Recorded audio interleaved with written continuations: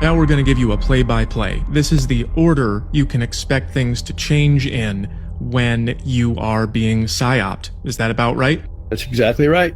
I'll give you the exact steps. If the government was going to pull off what we would call a world-changing manufactured event, the first part of that, before you get to the actual steps, this is called the Overton window. I do know the Overton window, yeah. For anyone who doesn't know what that is, the Overton window is basically all the information that it's acceptable to talk about in public. So what I drew here really quick was, this is the Overton window in the middle, and then on one side you have an H for denial, and over here you have the hammer and sickle for bring back the Soviet Union. Those are things you could not put on the news because people would go, whoa, it's getting a little crazy, right? So the Overton window is just all the things that people don't think are crazy to talk about. They know how to move the Overton window one way or the other, or stretch it or shrink it. Exactly. The first part of the process is the Overton window has to be moved to where what's about to happen becomes acceptable to talk about. You have what's called a normalization phase. During the normalization phase, news organizations talk about the subject. Let's pretend for a minute, let's go back to the drones. Let's say that the drones turned into something that was even bigger than it was.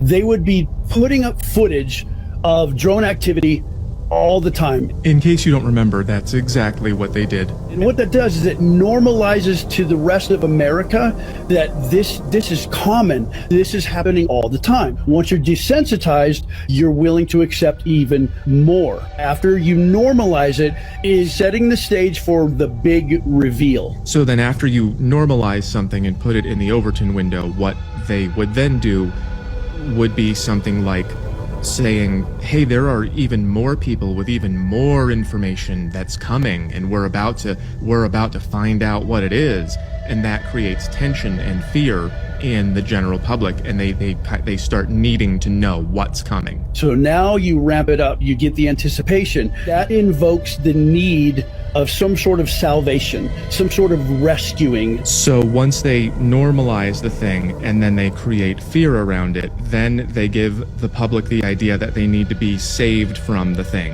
And the someone always ends up being a government organization. And that's what they want you to think, is the government needs to step up to rescue us. The climate change crisis that doesn't exist, the racial division issue that has to be solved with diversity, equity, and inclusion, the energy crisis that can only be solved by shipping everyone into smart cities, and now the one we keep seeing new reports on daily, AI Atlas. The government's going to have to step in and save us from the hostile alien mothership. This is their go-to playbook. How the vast majority of the population has not caught on to this yet absolutely blows my mind. And look at all the damage they cause by doing this. Nothing ever gets better when the media starts pushing the government's narrative. Instead, we get something like what happened yesterday, where some lunatic tries to solve a non-issue by themselves because they've watched way too much CNN. I feel like it's getting more and more obvious by the day that most of these news organizations just need to have their entire broadcast license pulled. This stuff is getting out of hand. A guy was driving a motorbike down Highway Viaducto Reynosa in Mexico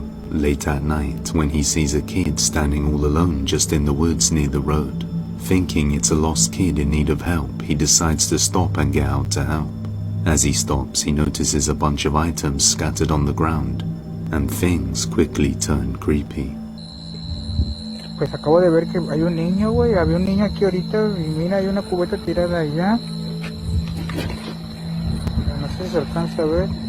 Y hay otra acá y aquí como que echaron algo recién.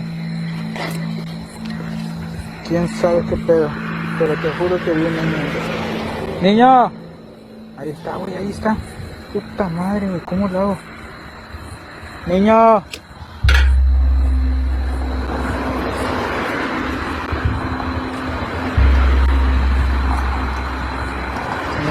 están pasando los carros, pero no mames. ¡Niño! ¡Ey, niño, ven! ¡Ey, ven! ¡Ven para acá! ¿Qué haces allá? Vente, te llevo.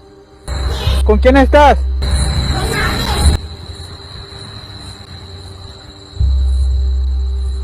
¿Y tu papá? ¿Dónde está tu mamá? ¿Con quién estás?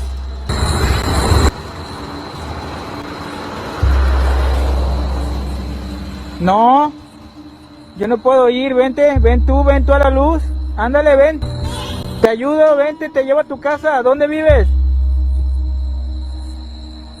Hola, verga, güey, no mames, qué pedo, güey. The boy replies in a creepy, non-human sounding tone, saying, "Come here," and that he's with no one, as if trying to lure the man into the woods. Vente, te llevo. ¿Con quién estás? However, the man refuses and the boy doesn't show himself from the darkness. The man then suspects something ain't right, and that he should just get out of there, so he quickly drives away. This highway is along the outskirts of Mexico, which is way too far for any kid to be wandering around there, especially at night. So the question remains, just what was he talking to? I don't know exactly what this guy just avoided, but it seemed like he was about to get abducted or something. There's no telling. Imagine coming up on that in the middle of the night. If that were really a little kid out there by themselves, how did they get out there? And why were they so adamant that this guy leave his motorcycle by the roadside and follow them into the woods? He certainly made the right decision. Sometimes you just gotta rescind your offer to help. That could have only ended terribly. That would be terrifying. Hey, don't forget to click like and subscribe if you haven't already, and don't forget to leave your theories and your comments in the comment section down below. I want to cue up a video that I've been given, and as before it starts, I'm going to describe. This was taken October 30th of 2024. This video is of an MQ-9 drone tracking an orb, or this object, off the coast of Yemen. You'll see that another MQ-9 launched a Hellfire missile.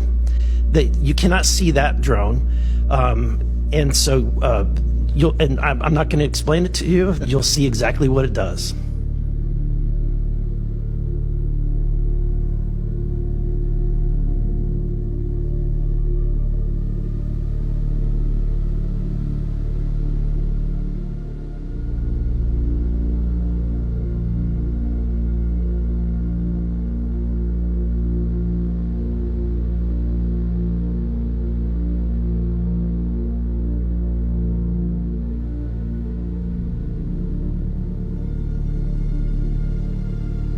This is when it zoomed out, so you can still see it traveling.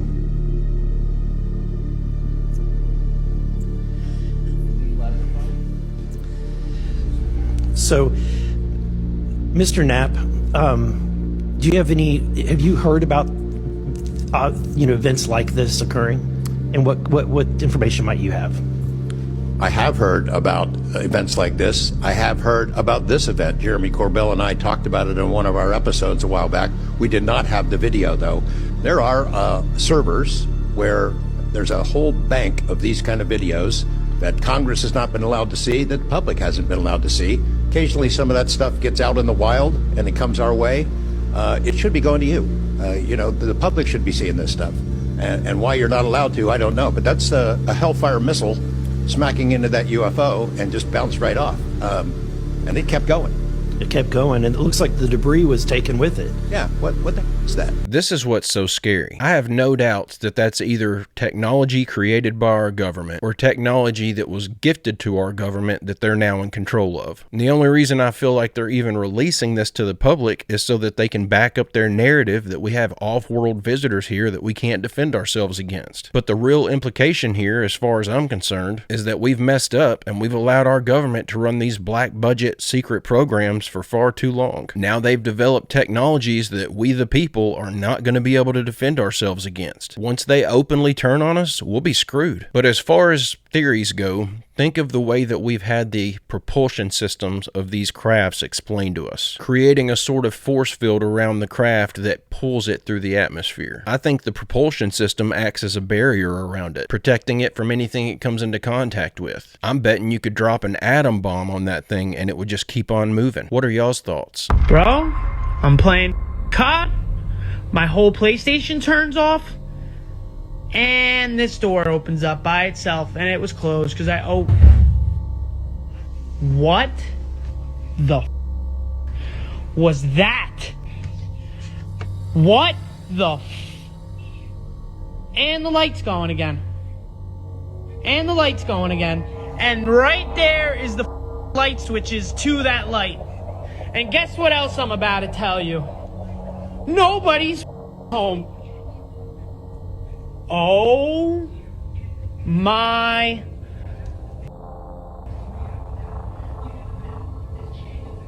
What the and the dogs want no part of it. And why is that door open? Bro? It's coming in threes. It's coming in threes. If you don't believe me, nobody's home. There is the notes that my mom left me when they go on vacation. Honestly, I'm scared as right now. Lucy is scared right now too, actually. I love trying to figure out how these things could be pulled off if it were being faked or replicated. Although it would probably damage the breaker, you could have someone standing next to the breaker box flipping that thing on and off repeatedly. Or that light could be on a three-way switch. They could also be using one of those aperture battery-powered LED light bulbs that looks like a regular bulb and will screw into any light socket, but you can control it with an app on your phone. You don't even have to have that thing plugged into a socket. You can just sit it on the counter and control it remotely. That could be how he's doing this. Aside from the noise and the light flickering, everything else that he's claiming happened all happened before he started filming, so we just got to take his word for it. He does seem genuinely confused and freaked out, though. I know one thing, if I were him, I'd be checking that open closet door. I certainly wouldn't be turning my back to it to film the dog at the top of the stairs. What if he had a couple intruders in the house that were making a commotion downstairs to get him to come down there? What do y'all think is going on in this clip? At some point down the line, the narrative changed to be around climate. What was the narrative prior to that? What was the justification they were giving in order to push this kind of more control from the top down? Yeah, immediately preceding climate and environment, actually the Cold War was the pretext for having this incredibly large, incredibly powerful federal government. In fact, you see a very clear break when the Club of Rome met in 1991 as the Soviet state and the Eastern European communist states were collapsing. The Club of Rome, very, very powerful elitists. Obviously, Mikhail Gorbachev was there. You had many prominent Americans, people like Al Gore.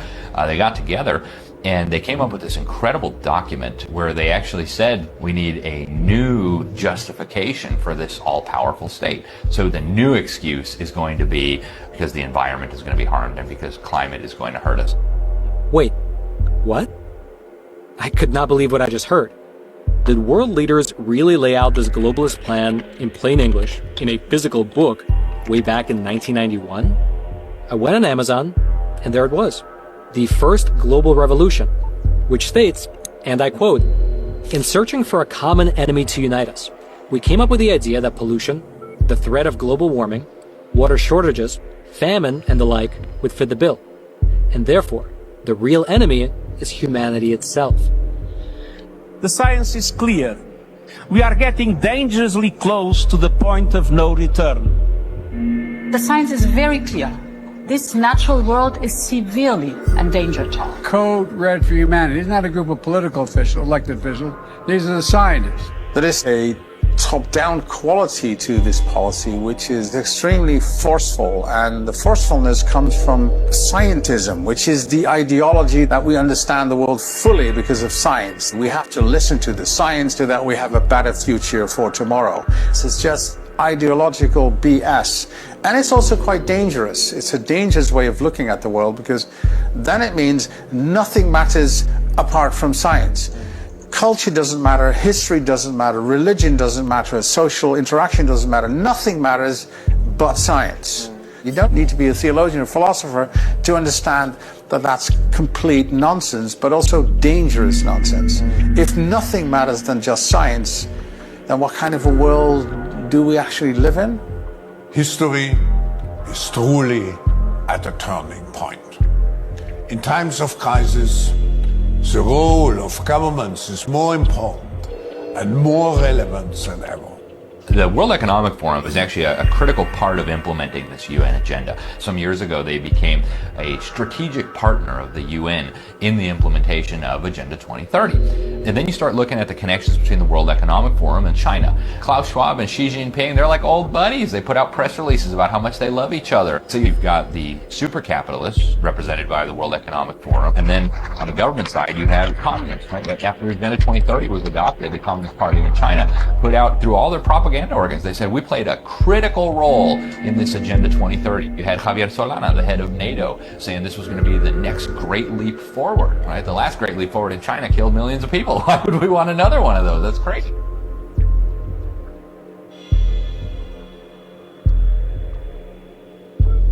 So you have communists and super capitalists all coming together and working on this one sustainable development agenda.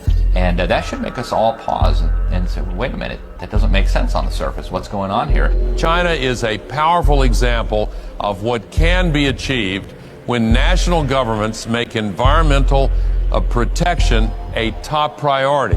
The motivations of those who are pushing this agenda, many of them tend to emulate countries like China, which have abysmal environmental records. This is a country that has massive pollution problems. They don't seem to care about rivers and lakes and streams. There's all sorts of toxins pouring into them.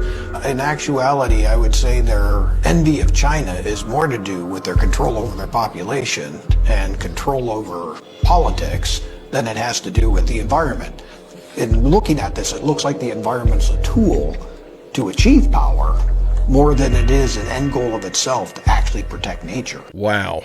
If y'all are on the fence about this global warming crisis, it ought to be settled now. This has nothing to do with the environment. It has everything to do with control. I just wish there was a way to beam this video into everyone's living room at the same time. It is really disheartening to know that this information is out there, but even if you present it to people, most folks are just simply not going to be bothered with watching it. They're just going to keep buying the lie. Late at night, when a mother quickly grabs her phone to record this video, she lays in bed across from her daughter, who just told her a few hours ago that she was scared of sleeping in her room. According to the mother who sent me this, she was terribly shaken up by the events of that night. Something in her home had felt completely off, and she needed to record this. While taking this video, she captures this. So, my daughter's sleeping with me in my bed tonight. She kept saying that she was really scared of something in her room. I'm a little bit shaky, I don't know if you guys can tell, but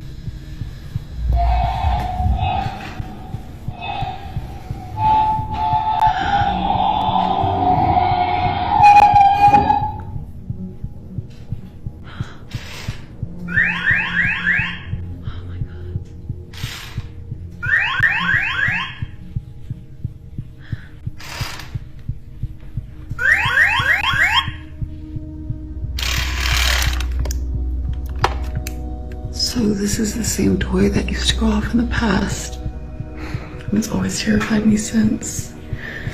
So I would ask it questions and it would answer with noises.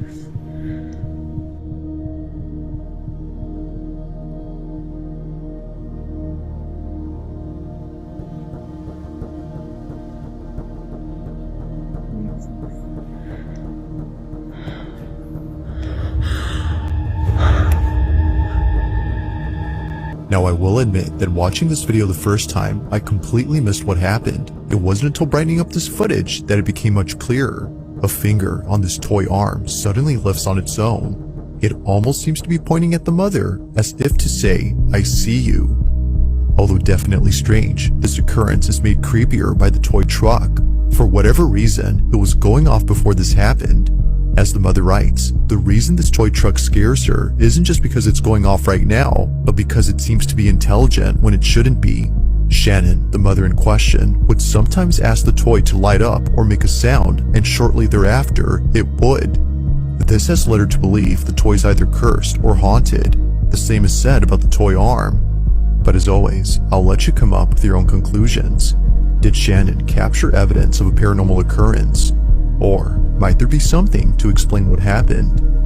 I thought for sure they had swapped out that fake arm with a real arm whenever she moved the camera past it and zoomed in on that toy with all the flashing lights. But it's still not attached to anything when she pulls the camera back away from it. That one was creepy. I know one thing, I'd be shoving that thing down the garbage disposal immediately. I don't even know why someone would have a toy dismembered arm laying around for their kid to play with in the first place. That just seems like a very weird toy to buy for your little girl. But it does look like the little girl's playing with it though. I guess it's for painting fingernails or something. What do y'all think is the explanation on this one? It's either clever editing or a real haunting. But as far as how they would have pulled this off if it isn't real, I've got nothing. The Constitution never gave government the authority to force private citizens into contracts with corporations. Mandated insurance is forced commerce. Article 1, Section 10 forbids states from impairing contracts. In plain terms, no one can be compelled to contract. The Supreme Court has repeatedly upheld the right to travel. In Kent versus Dulles, 1958, the court said travel is part of liberty, protected by due process. In Shapiro versus Thompson, 1969, the court declared it fundamental. Science versus Roe, 1999, reaffirmed it under the 14th Amendment. Here's the key. Driving is a statutory term tied to commerce. In Chicago, Motor Coach versus Chicago, 1929, the court ruled, the use of highways to travel is a fundamental right. It's not a privilege. Statutory licensing applies only to commercial drivers. In Thompson versus Smith, 1930, the Virginia Supreme Court confirmed, the right of a citizen to travel upon the public highways and to transport his property is not a mere privilege, but a common right. That case directly separates citizen travel from commercial regulation. Insurance mandates, tags, and licenses are statutory constructs. When you register a car, you consent into the system. It's contract law. Silent contracts still bind when you sign for plates, tags, or insurance without reserving your rights. Consent is how they rope you in. Meanwhile, the very roads we use are already funded by fuel taxes, tolls, and general revenue. The government's claim that compulsory insurance protects the public collapses once you see that travel itself is a constitutional right, not a state-issued privilege. Rich elites use tax shelters, exemptions, and capital gains breaks to avoid paying for these roads. Instead, the burden is dumped onto the working and middle class, those forced into contracts for insurance, plates, and licenses that go far beyond true safety regulation. So when you hear you need insurance to drive, what it really means is enter into a private commercial contract with a corporation or lose your right to travel. That's not protection. It's quiet theft, dressed up as regulation, draining liberty from everyday citizens. There ain't nothing misleading about the information in that clip, but if you try to push back against it, they've got you over a barrel with court costs, and then they'll just take your driver's license away from you and tell you that you're not allowed to drive at all anymore, when you shouldn't even be required to have a driver's license in the first place. This is just another example of how our constitutional rights are clearly not in effect anymore. I just don't understand how we've all allowed them to get away with all this crap. I don't even think they should have the right to force us to have homeowners insurance. If I want to protect my own investment, that's my business. And if the bank wants to protect the loan they've given you, which makes no sense because they're not actually giving you any money, that should be on them. They should be the ones footing the bill for that. This just goes to show, though, that with enough passage of time, everyone will fall in line and comply with anything, regardless of whether it's against our constitutional rights or not. So when they roll out this new digital ID and everyone starts complaining about it, those that refuse to get one will eventually just die off. And in a generation or two, it'll just be looked at as the way things are done. The wildest alien encounter has been hidden by the Mexican government for over 50 years. It all happened to this 23 23-year-old Mexican student pilot named Rafael Perez, who was going out to fly a plane on his own for the first time in 1976. And I can't think of any other explanation to what happened to him next. He takes off at about 8:30 a.m. at an airport close to Mexico City on a training flight expected to take about an hour or so. But almost immediately after taking off, Rafael is surrounded by a thick fog that rolls in out of nowhere, and he can barely see what's directly ahead of him. He tries contacting air traffic control for help, but strangely doesn't hear back from anyone. Now he realizes something definitely isn't right, so he attempts to turn left to loop back around to the airport, but his plane isn't turning. It just keeps flying straight. And then randomly, his plane starts speeding up, rapidly climbing higher and higher into an enormous cloud patch above him completely on its own. He's gaining altitude so fast that he ends up passing out. Next thing he knows, he's waking up in his cockpit, scrambling to his senses, realizing that he somehow hasn't crashed the plane. Rafael looks out the window and he's cruising along just fine, seeing nothing but the open ocean out ahead of him, the fog now completely gone. He checks the time and realizes something isn't right.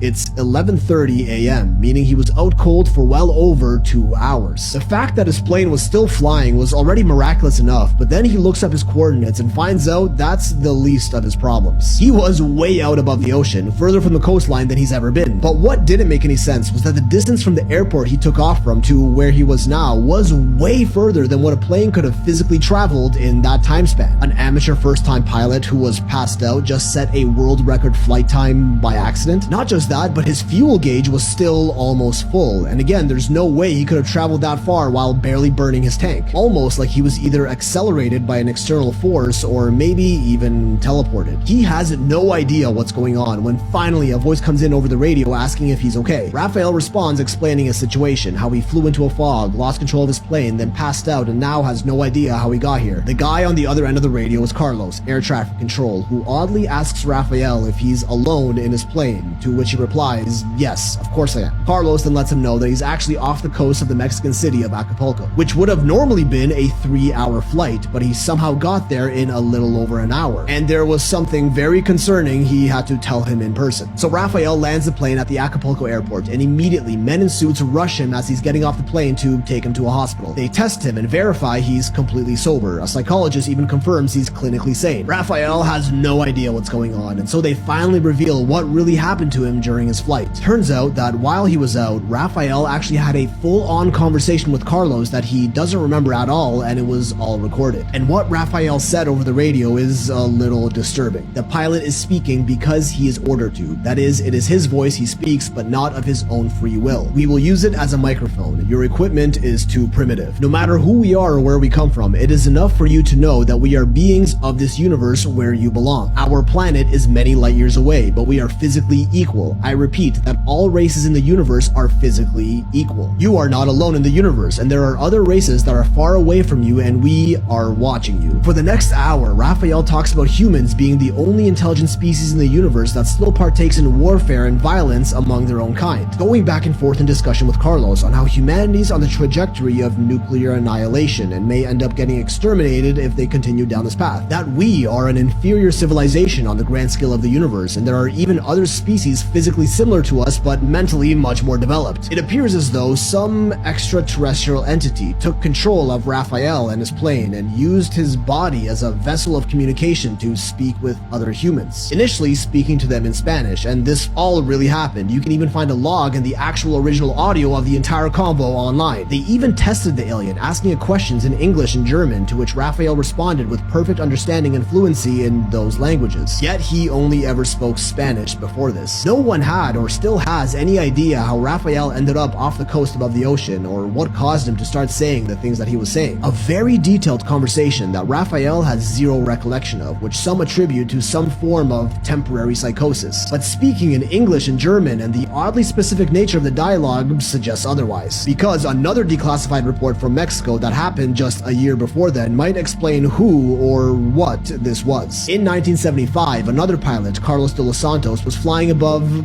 this area just a little north of Acapulco, the same region Rafael got possessed in just a year later. This time, the pilot is surrounded by two metallic craft hovering right above his wingtips and a third directly under him. Again, there's a full audio record of this online as it's happening in real time, and you can hear the terror in the pilot's voice. The three craft take control of his airplane, which he described looking exactly how UFOs are reported to look like today. Smooth exterior, no visible propulsion system at all. Controlling his plane for a whole 18 minutes before zipping away. After they left, the pilot landed safely, only to be medically examined as totally sober and sane, and approached by the all too familiar men in black, who told him he didn't see anything. Who in an interview, the pilot himself revealed, they said in Spanish, "If you appreciate your life, don't talk to anyone." Seems like the United States isn't the only country to get visited by aliens and UFOs, it's just the one with the loudest mouthpiece. These are official reports of alien possession and UFOs that the Mexican government quickly buried almost 50 years ago, as they had no explanation for them, only to regain attention recently on the internet. Which really makes you think, how many more reports are out there in different countries around the world that haven't been made public? That may just be the wildest semi-abduction story I've ever heard. I don't really know what to think about this. It would be a pretty elaborate hoax to pull off. I tried to find the actual leaked audio that he was talking about, and the best I could find was a short YouTube video that claims to be the actual audio from this transmission of Rafael Perez. I don't think it's the whole thing because it's just a few minutes long, but it sounds like it could be the real deal based off the quality of the recording. I'm going to link it in today's video description just so y'all can check it out if you're interested, but I'm curious to know what y'all's theories are on this one. I still don't believe that we have aliens among us. If anything, I think this is just coming out now because they need it to fuel the narrative. And maybe I'm wrong, but